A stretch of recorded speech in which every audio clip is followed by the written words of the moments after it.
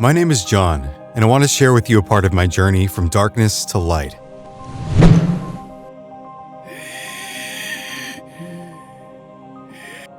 Drugs seemed like an escape, an addiction to control of my life. I sold drugs to feed my habit, losing all self-control. I hit rock bottom when I overdosed and almost died.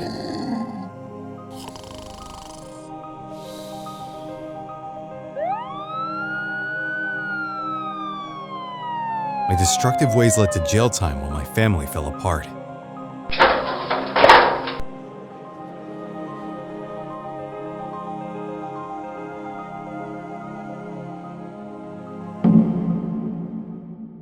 Then, like a ray of light, I found my way to Hope Center Ministries.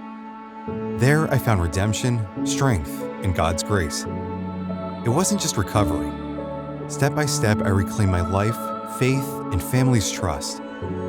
Today, I stand transformed, living proof that hope endures even in despair. No matter how far we fall, we can rise. I did, and you can too. For help, reach out to Hope Center Ministries.